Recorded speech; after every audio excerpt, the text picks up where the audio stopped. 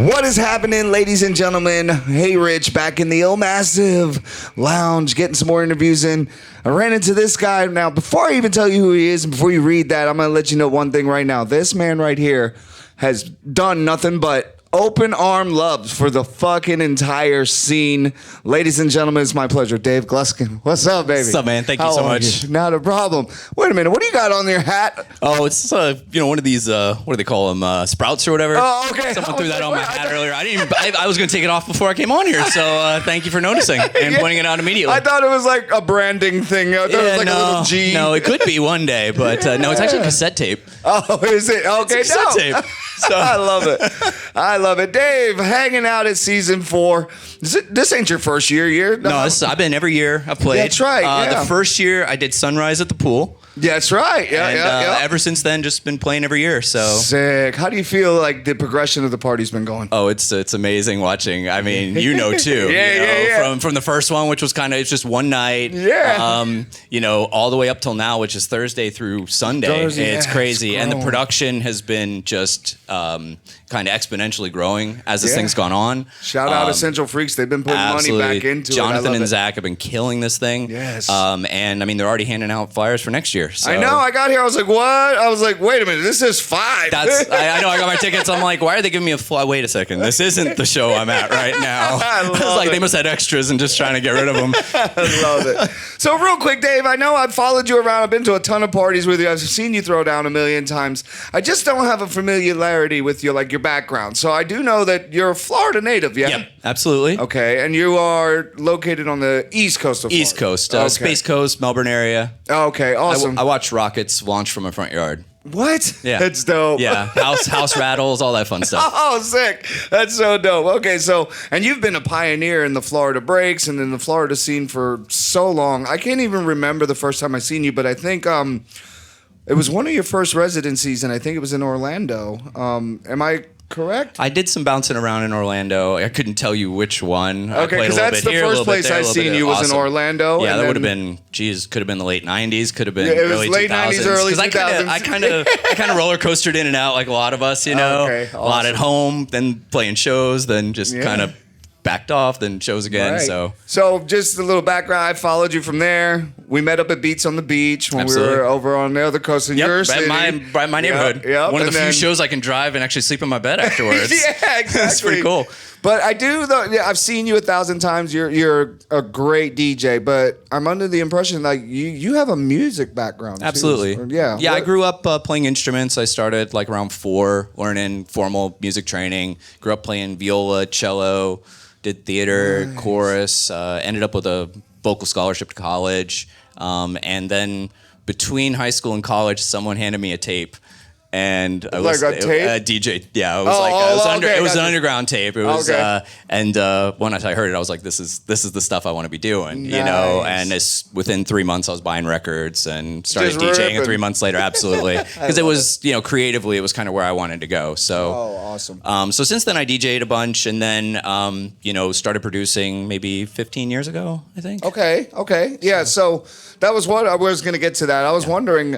Going from like classical instruments, cello and stuff like that, how is the relation to like dance music for you? Like doing that and now you're doing this. Like interestingly enough, the musical aspect isn't that different. It's obviously the same, but it's different. It's as far as music is concerned, it's all notes, it's all frequencies and beats and putting those together to kind of make a picture or something to share with people.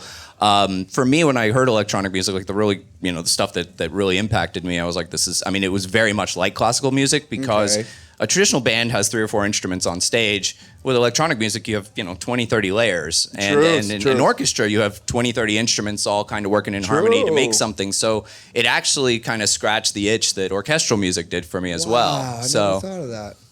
That's pretty dope. No, that's hella fire the way you're explaining it. I really, really enjoy that. That's super dope. So you've got music background, you've got a ton of music background, you've got DJ background, you moved around a lot, you know a ton of music.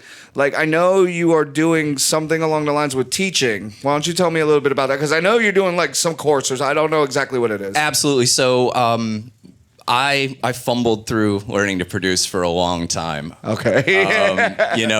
When you don't have a resource to ask questions to, and you don't really know the question to ask the internet, because going, how do you do a beep bop bop? The internet, Google's not going to give you. It's not going to give it back to you. And if you do that on YouTube, good luck. Yeah, exactly. If you even had YouTube to look at when you were doing that, so come on, man. No, I actually didn't, but that's okay.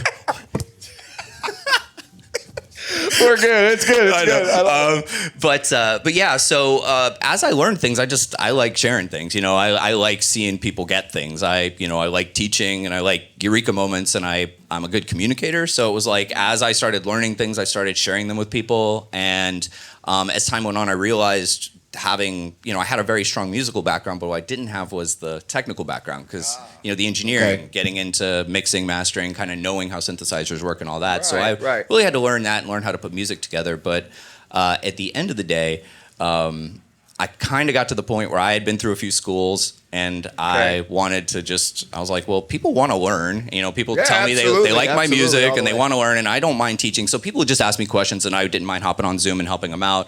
And eventually it was like, well, people actually want some kind of formalized kind of situation of this. Yeah, absolutely. And so it sort of just grew into a course. And so basically I do a lot of one-on-one teaching with people via the internet. We get on primarily Ableton, and I kind of sick. So you're doing that like through Zoom, or you're doing it through a website? Primarily through, I do one-on-one. People just kind of reach out to me directly right now, but I am in process of building an actual static course that's going to live on the internet, that people are going to be able to sign up for and then go through modules. And I kind of focus more on the beginner to intermediate area, I guess, because I like teaching people sort of how to build it. Right, okay. I don't know what this is. Well, this is how you turn it on. This is where that is. This is where that is. Okay. But then I also do work with people who are like, hey, I'm just here and I want to make it sound like that. What do I do? Gotcha. More kind of specialized, but I'd say the kind of the broad aspect of what I teach is really around kind of, this is what music is, and I also incorporate music theory as well, teaching people how to like actually write songs, and not just program beats. Yeah, because we've lost a lot of that element. I really feel like after the late 90s, early 2000s, there was so much more musical elements. There were arpeggiators. There was all types of stuff in music that you really don't have now. Now, the dubstep, you got like some synth stabs, and that's about it. And I would like to see that. Music go back to melody. I always said it was like it moved from melody to sound design. It was like, who can make the coolest wub, or who can, the loudest one, like what's that one sound that's going to make everyone like fall over, melt face with it, and I mean there's obviously some very melodic pieces of that music as well, and that's the stuff that kind of worked its way into the mainstream, because the mainstream tends to like things they can sing along with and hear and whatnot, and that's festivals. But that's the music that lives too, right? If you think about it, there's a lot of songs where you're like, oh, that's so 2005, right? But then there's other songs when you're like, that I could listen to it today, I could listen to it 30 years ago, exactly. And those are usually the more musical ones, right? Right. Yep. Like so. Razor and Guido, Do It Again. That was one of the first things with the synth stab. Mm-hmm. But it's made in 1989. People don't realize that, and you can play that tomorrow, and everybody would still jump around and scream, "Do it again!" Exactly, because a good song is a good song. A good song's a good song if it's put together. From what my understanding, if it's put together right, properly, that's what'll make it timeless. Right, and again, it's just something. It's got to invoke some emotion, right? Like at the end of the day, got to make people feel something. Sick. If they feel something, they're going to remember it. And when they remember it, that's when the song kind of gets implanted, right? Right. It's a piece of time and a piece of history at that point. So we got the schooling, but it's like static. Of course, you're creating that. You're going to put it online. Is this going to be something that people just buy one time? Or are you going to do it as a membership? People can go after the first 60, they can pay another 2 years and get because you said you want to go from intermediate to pro. Are you going to do the whole curve? Be building some extra courses.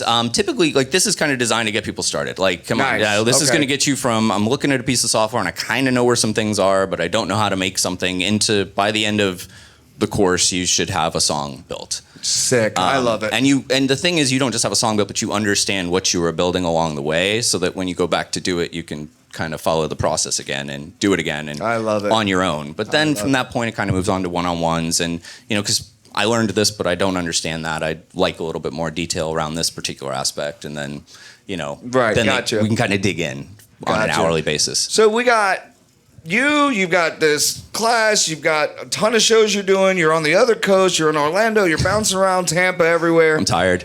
You did EDC a bunch of times, right? Yep. How was that? Amazing. Yeah, awesome. I'm trying to get invited to these things. It doesn't happen for people like me. Yeah, did EDC 4 times as half an audio trap with DJ Robbie. Okay, did some releases with him as well. Sweet. Yeah, those were. It's crazy to play a show like that. After you're playing these, the little bars and little clubs like around, and then you go to something like that's 100,000 people a day, and the production, just the sheer size of the production that they have. Intimidating. And when you get behind the scenes, and it's like, a whole city of stuff that they're putting together. Staring at the back of a skyscraper. Seriously. All it is screens. Yeah, Seriously. it's intimidating. Big time. But it's awesome. Right. It's awesome. And I mean, they put on a great show, and just being able to play for a crowd like that. And, because that's a really diverse crowd. Yeah, those people are there for the music, and it's just, they're there for every piece of the music. Exactly. Yeah, and they're everywhere from 18 to 80, too. Yeah, exactly. Age groups are must. Outside of that, now I just want to ask a question. I got 2 more questions. Yeah.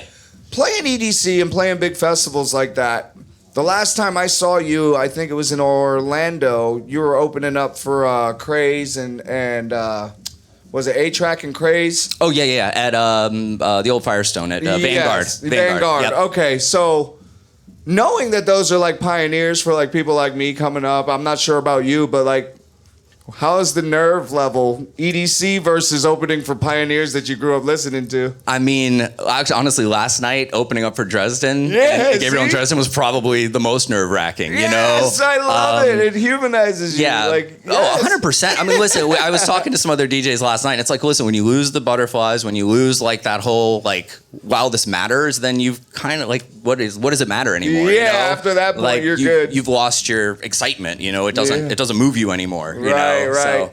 Yeah, and they say that. They're like, if you're uncomfortable, I mean, if you're comfortable, you got to go get uncomfortable. Exactly. Yeah, exactly. Yeah. But it's you play for crowds that are like 100 feet away from you. You play for crowds that are right up in your face. Right. The energy is so much different from right. them, so. I'm gonna be honest with you. Like, I'm 43. I've been spinning since I was 12 years old. It's always that play. 100%.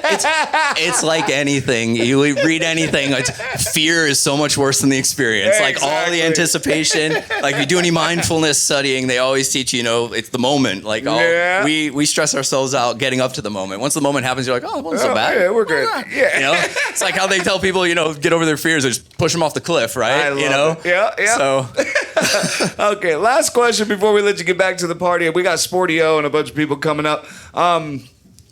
Jess, I've been asking a few people, as a seasoned DJ veteran as you are, and you're really in tune with trying to start people off and help people up. What's one thing you could say to a DJ or producer that's coming up now and they're kind of like at the end and they don't know really what to do or like where to go? First of all, quit looking at everybody else. Don't worry about what anybody else is doing because it's 100% about you and your art and your music.